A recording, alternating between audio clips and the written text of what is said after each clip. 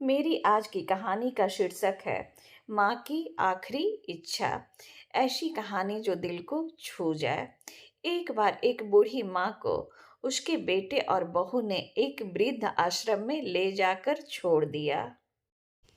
इस माँ का ये वही इकलौता बेटा था जिसके लिए इस माँ ने जीवन भर संघर्ष किया। इस बेटे के लिए वो सब कुछ किया जो एक माँ को करना चाहिए। उस माँ ने अपने सारे फर्ज पूरे किए, दिन रात दूसरों के घरों में काम किया, पैसे कमाए और अपने बेटा को पढ़ा लिखा कर एक काबिल आदमी बनाया। आज उसका बेटा एक कंपनी में चेयरमैन है।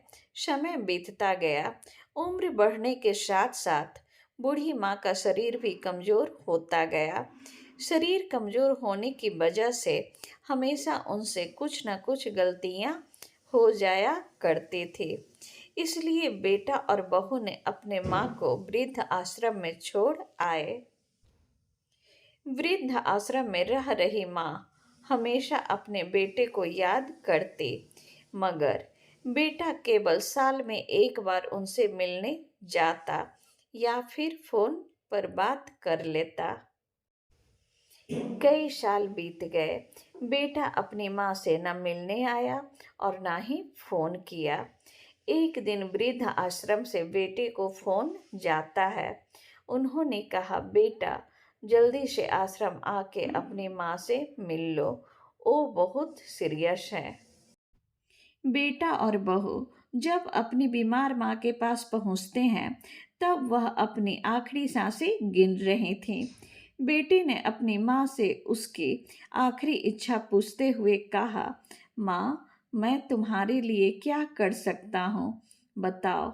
माँ ने कहा, बेटा इस आश्रम में गर्मी और मच्छर बहुत ज़्यादा है, यहाँ पर कुछ पंखे लगवा देना।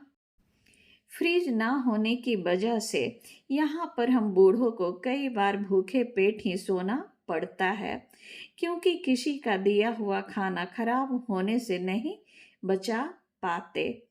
तो इस आश्रम के लिए एक दो फ्रिज भी खरीद कर दे देना।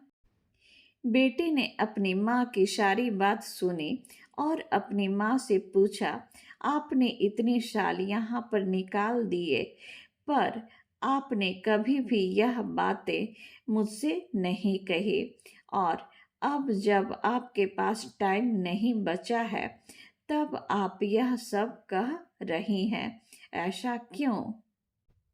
माँ ने बेटे को जवाब देते हुए कहा, बेटा मैंने गर्मी, भूख और पीड़ा सहन कर ली, लेकिन मुझे पता है जब तेरे बच्चे तुझे यहाँ पर छोड़कर जाएंगे तब तू यह सब सहन नहीं कर पाएगा। इसलिए तेरी सुविधा के लिए मैं तुम्हें यह सब लगाने के लिए कह रही हूँ।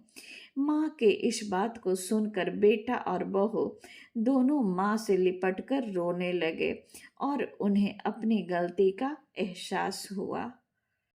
दोस्तों, आज अगर हम अपने माता पिता की सेवा नहीं करते, ध्यान नहीं देते और उनके साथ बुरा व्यवहार करते हैं, तो हमारे बच्चे भी हमसे यही सीख लेते हैं। फिर हमारे बच्चे भी हमारे साथ यही करेंगे।